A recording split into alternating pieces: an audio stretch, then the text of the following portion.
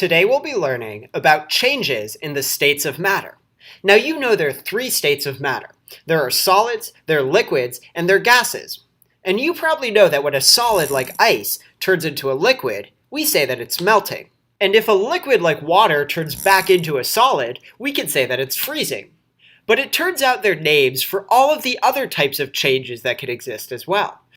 If a liquid turns into a gas, like when you boil a pot of water, we say that the liquid is evaporating. This is an example of evaporation. There are also times when a gas will turn back into a liquid.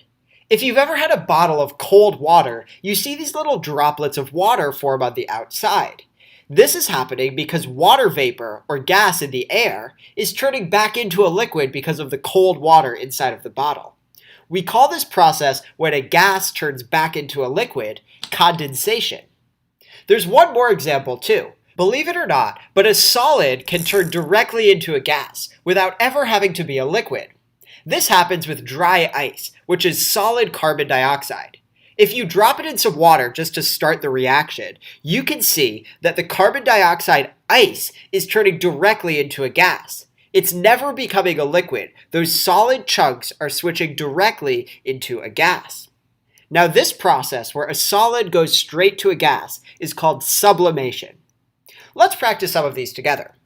If you ever wake up on a cold morning, you sometimes see that there's liquid water on the grass. This water comes from water gas or vapor in the air that's turning back into liquid water.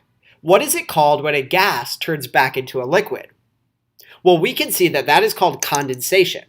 Here's another example. If you pour water on a dark surface on a hot day, you can watch it seem to disappear really quickly. That's because the liquid water is turning into water gas or vapor and vanishing into the air.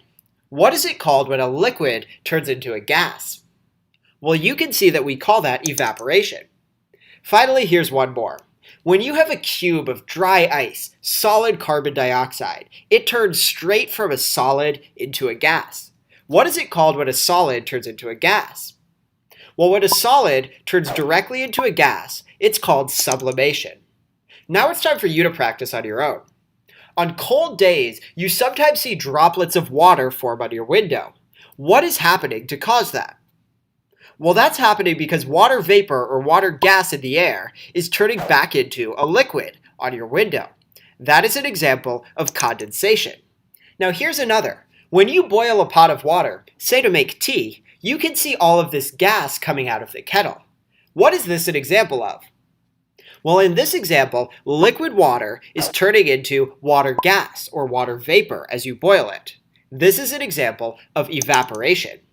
So from today, remember, evaporation is when liquids turn into gases. Condensation is when gases turn into liquids. And sublimation is when solids turn directly into gases.